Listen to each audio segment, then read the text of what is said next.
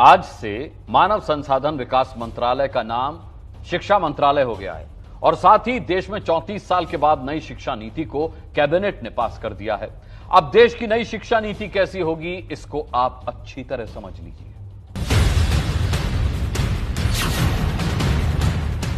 आपका शो घंटी बजाओ लगातार शिक्षा के मुद्दे पर सरकारों के सामने एक देश एक शिक्षा एक नीति की राय रखते हुए घंटी बजाता रहा। आपके घंटी बजाने के बाद देश की नई शिक्षा नीति कैसी बनी है, जान लीजिए।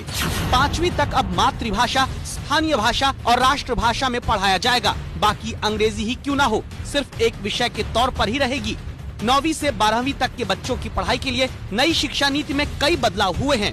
9वीं से 12वीं क्लास तक सेमेस्टर में परीक्षा होगी। 10वीं और 12वीं की बोर्ड परीक्षा पहले की तरह ही है, लेकिन नई नीति में स्वेच्छा से अब आपके बच्चे नए विषय चुन पाएंगे। जैसे कोई छात्र विज्ञान के साथ संगीत भी पढ़ना चाहे तो उसे ये विकल्प मिलेगा।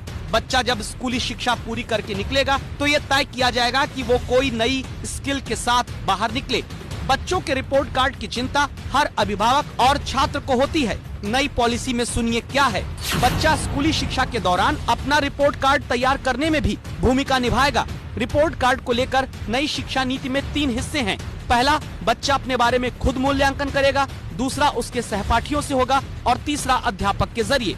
स्कूली शिक्षा के बाद कॉलेज के स्तर पर भी नई शिक्षा नीति देश के लिए नया संदेश लाई है। ग्रेजुएट कोर्स में 1 साल पर सर्टिफिकेट मिलेगा, 2 साल पर डिप्लोमा, 3 साल पर डिग्री मिलेगी। अब कॉलेज की डिग्री 3 और 4 साल दोनों की होगी। 3 साल की डिग्री उन छात्रों के लिए जिन्हें आगे उच्च शिक्षा नहीं लेनी है।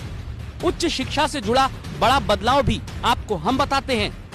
अब छात्रों को एमफिल नहीं करना होगा। एमए के छात्र अब सीधे पीएचडी कर सकेंगे। नई शिक्षा नीति में प्राइवेट यूनिवर्सिटीज के मनमाने रवैये पर भी लगाम लगाने की कोशिश की गई है।